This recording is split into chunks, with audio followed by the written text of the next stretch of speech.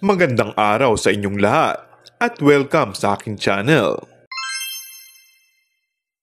Tila nagpahiwatig na nga ang aktres na si Kim Chiu sa tunay na estado ng relasyon niya kay Paolo Abilino. Hindi naman lingid sa kaalaman ng lahat na dumaan sa matinding dagok si Kim Chiu nang maghiwalay sila ng kanyang longtime boyfriend na si Sian Lim.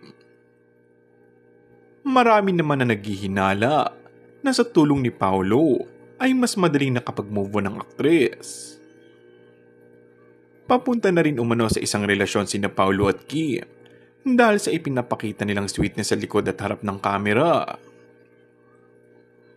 Ayon naman sa ilang mga malapit kina Paolo Abilino at Kim Chiu sa set ng What's Wrong with Secretary Kim, ay todo alaga umano itong si Paolo Abilino sa kanyang leading lady at dinadalhan ito ng pagkain, maging galante rin sa mga ibinibigay ni regalo dito.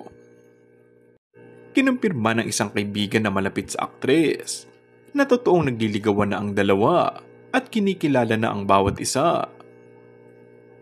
Ibininyag din na bet ng pamilya ng aktres si Paolo. Maglilinaw pa ng source, nasa dating stage pa lamang ang dalawa at hindi pa sila formal na magkasintahan.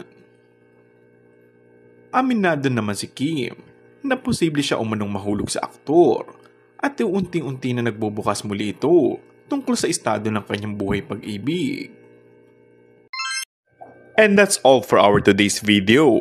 Kung bago ka lang sa aking channel ay mag-subscribe at pindutin na rin ang notification bell. Maraming salamat!